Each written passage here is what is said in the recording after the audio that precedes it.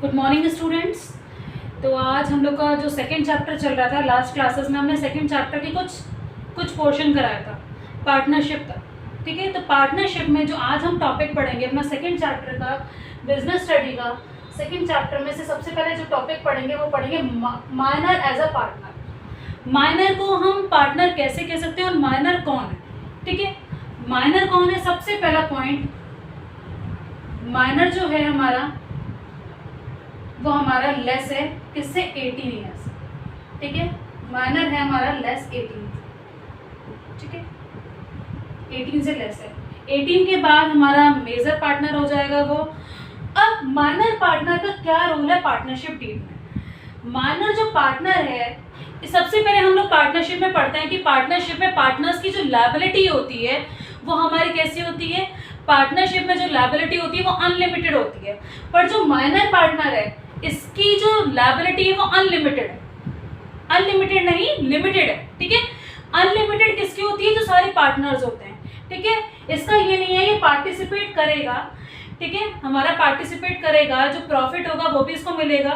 अगर माइनर को हम पार्टिसिपेट क्यों कराते हैं? कुछ एग्जिस्टिंग फर्म के बेनिफिट के लिए। ठीक है, तो हम लाइन टू लाइन इसको एक्सप्लेन करेंगे। ठीक है, minor partner, the partnership act जो बना, आपको पता है पार्टनरशिप एक्ट कब बना बेटा? पार्टनरशिप एक्ट जो बना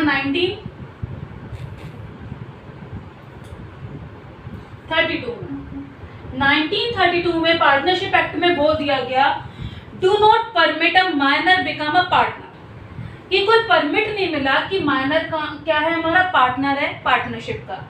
इन the partnership firm the minor can be only admitted to the benefit of existing firm. Minor किसके लिए एडमिटेड होगा हमारे पार्टनरशिप में? जो एग्जिस्टिंग फर्म है, जो एग्जिस्टिंग फर्म के पार्टनर्स की म्यूचुअल कंसर्न से, हम म्यूचुअल कंसर्न, जो सारे पार्टनर हैं उनकी म्यूचुअल कंसर्न से हम पार्टनर, जो माइनर पार्टनर उसको एडमिटेड कर सकते हैं। ठीक है बेटा, अब क्या है? Minor partner do not contribute any capital, तो ये कैपिटल भी कंट्रीब्यूट नहीं करेगा। तो तीसरा पॉइंट हमारा क्या हो गया? Can not contribute capital. ठीक है, कोई भी कैपिटल कंट्रीब्यूट नहीं करी। These partner are not allowed to participate in the management of firm.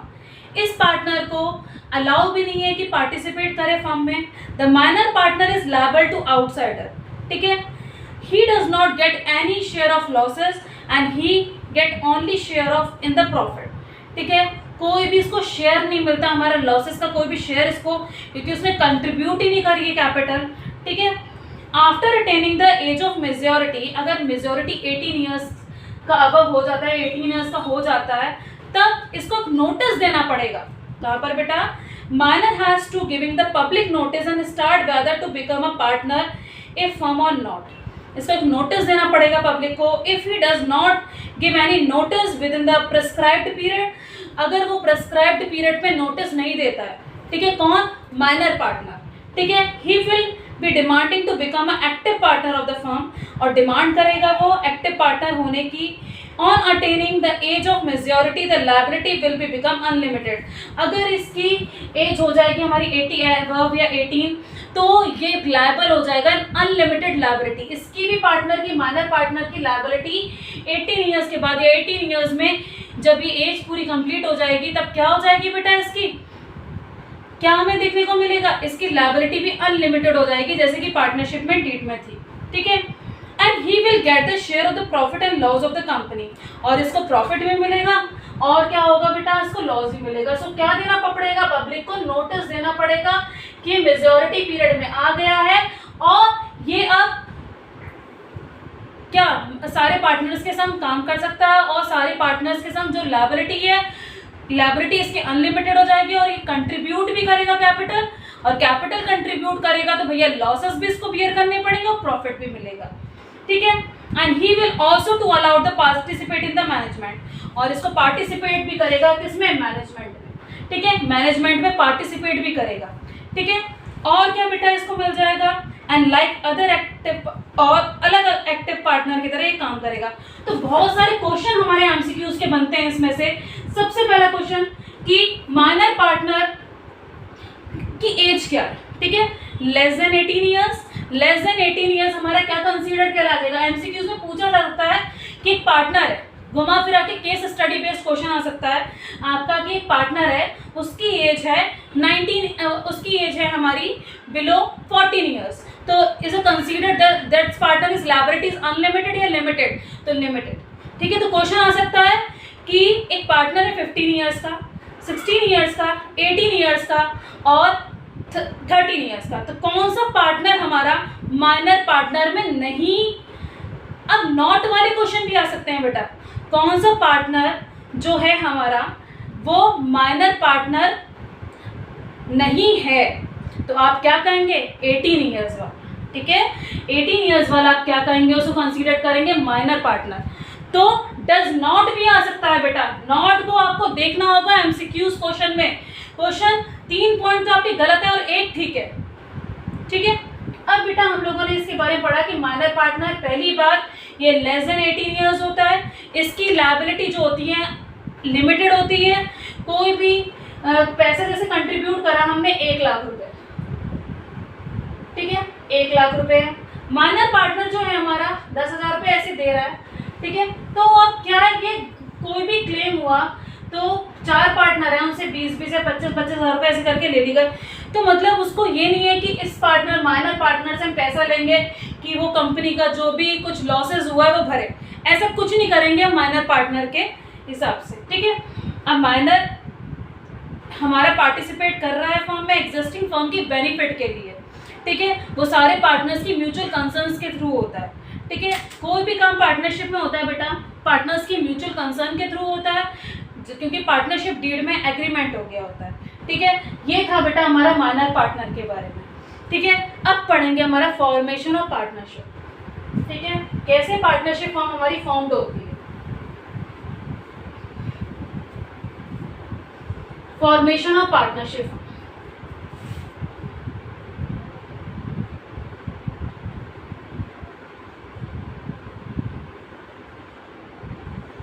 Formation जो फॉर्म्ड होती है बनती कैसे है, of partnership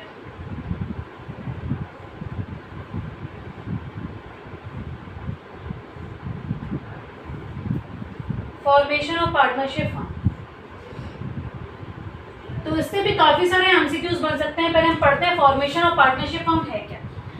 a partnership firm is formed when the 2 or more person enter into agreement. भैया partnership firm है तो एक इंसान से ही जो फर्म खोलेगी वो पार्टनरशिप नहीं होगी, वो सोल प्रोपराइटर होगी। पार्टनरशिप में 2 or more पर्सन की जरूरत होगी, उनका एग्रीमेंट होगा, तब फॉर्म्ड होगी पार्टनरशिप फर्म, ठीक है। The agreement can be oral और रिटेन। जो पार्टनरशिप में जो फर्म में एग्रीमेंट है, ठीक है, क्या है हमारा एग्रीमेंट है, वो किसके बीच में है बेटा, एग्रीमेंट जो हमारा है वो या तो कैन बी ओरल, ओरल होगा एग्रीमेंट, और रिटन, रिटन भी हो सकता है, ठीक है, ओरल भी हो सकता है और रिटन भी हो सकता है। किसमें, पार्टनरशिप फॉर्म में जो एग्रीमेंट होता है वो ओरल भी हो सकता है और रिटन भी हो सकता है, ठीक है। दे अवॉइड डिस्प्यूट इन फ्यूचर। क्यों ये पार्टनरशिप में हम ओरल और रिटन में करते हैं, क्यों, रिटन में है तो कम से कम डिस्प्यूट्स, आगे चल के लड़ाई तो नहीं होगी कि हमने ये समझौता किया था कि आप इतने % के शेयर होल्डर्स हैं, तो आगे चल के डिस्प्यूट अवॉइड होंगे, अवॉइड डिस्प्यूट्स।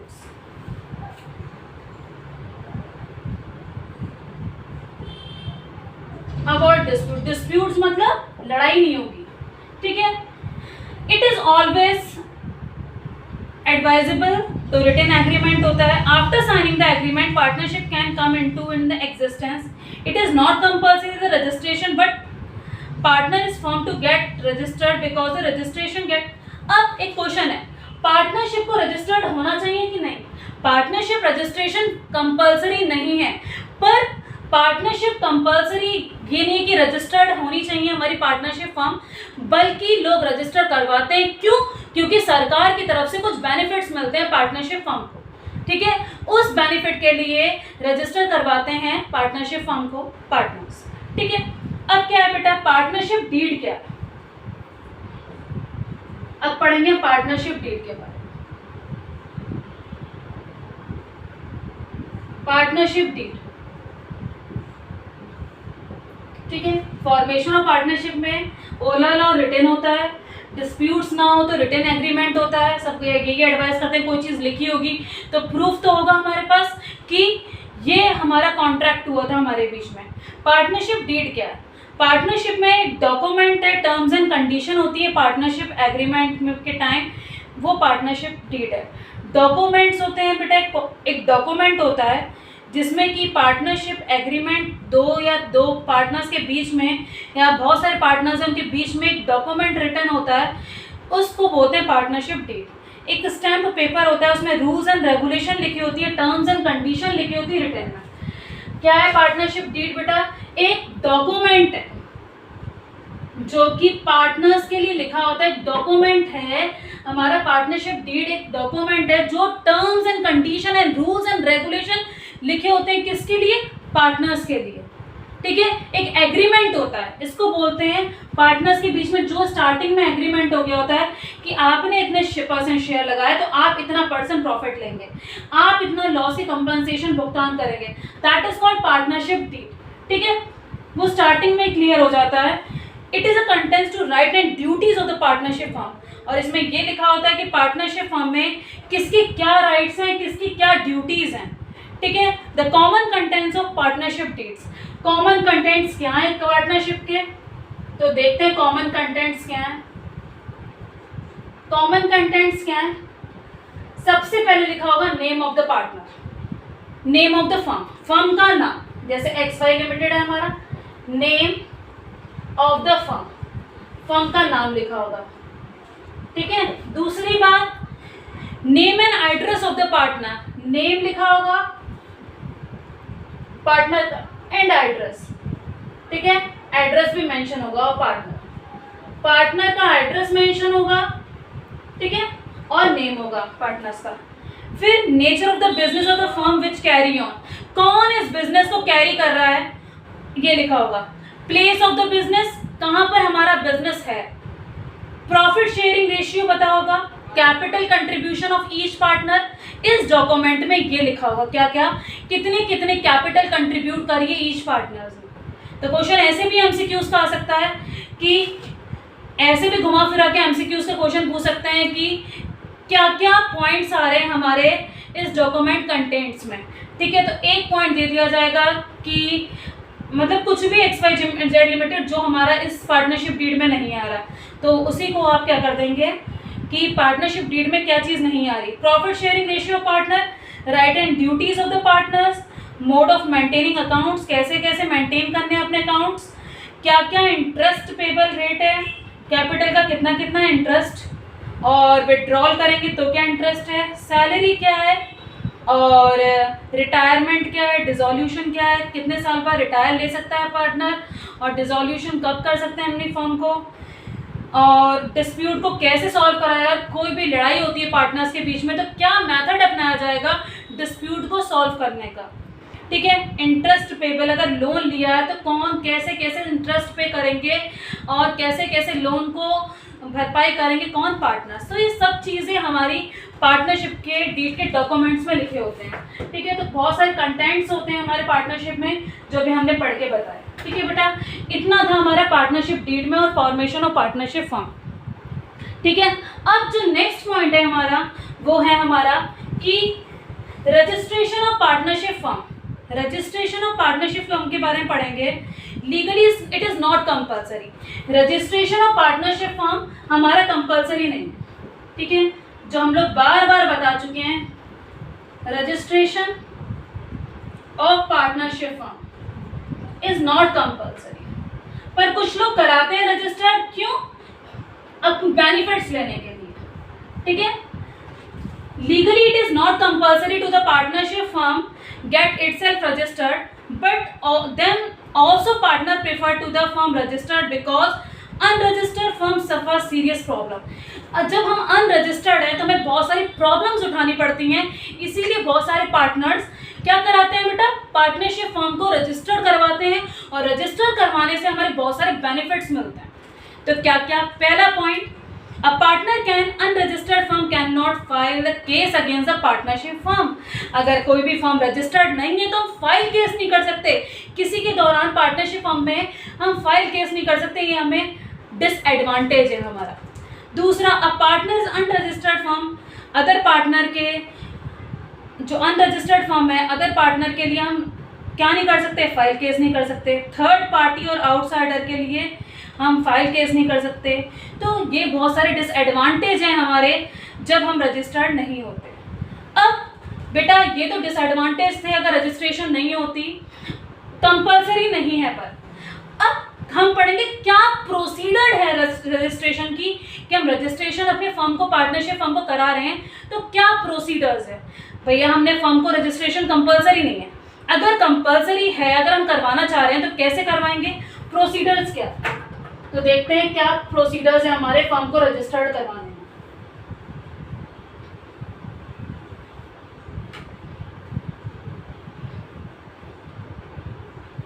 तो पहला है हमारा the procedures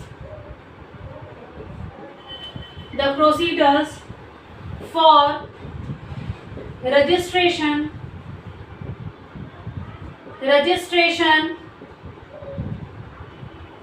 of the partnership firm.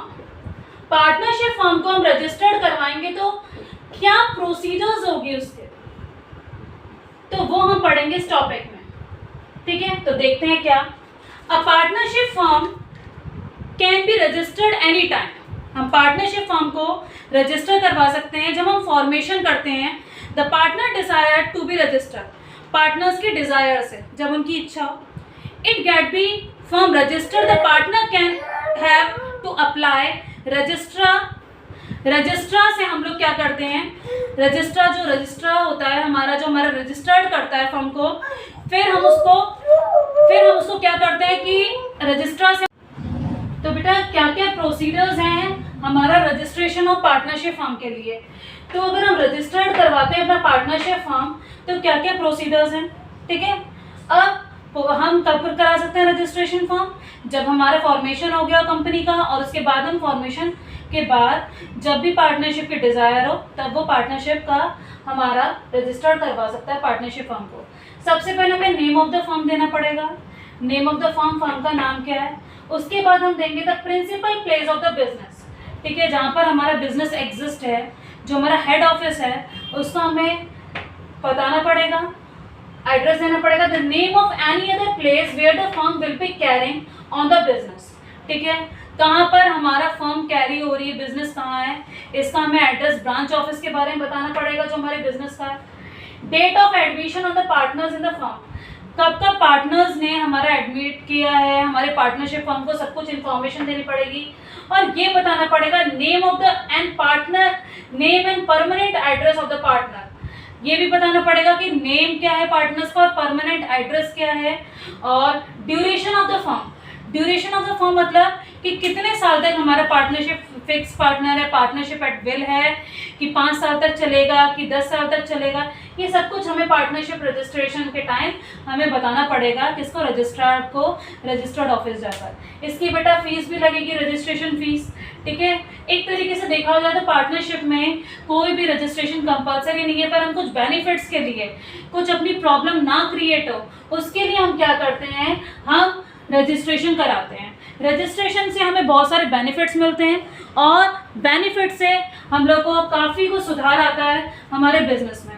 तो उसमें एमसीक्यूज कैसे बन सकते हैं, एमसीक्यूज हमारा ऐसे बन सकता है कि 4 पॉइंट दे दिए जाएंगे, ठीक है, 1 पॉइंट हमारा नहीं होगा इसमें से, तो हम उसको क्या कहते हैं, अगर क्या चीज़ नहीं आ रही है प्रोसीडर्स में, तो ऐसे क्वेश्चन भी घुमा के अपकमिंग एग्जाम में आ सकते हैं, ठीक है। अब इसके बाद बेटा आज हम लोगों ने पढ़ा कि minor as a partner, minor partner क्या है, और हम लोगों ने पढ़ा कि रजिस्ट्रेशन कंपलसरी है कि नहीं है, और हमने पढ़ा कि क्या क्या प्रोसीडर्स हैं, और पार्टनरशिप डीड के बारे में पढ़ा, फॉर्मेशन ऑफ पार्टनरशिप, पार्टनरशिप कैसे फॉर्म होता है, पार्टनरशिप डीड एक एग्रीमेंट है, उसके बारे में हम लोगों ने सब कुछ डिटेल दी, ठीक है। अब बेटा इसके बाद जो हमारा नेक्स्ट टॉपिक जो है हमारा वो है पार्टनरशिप हो चुका हमारा।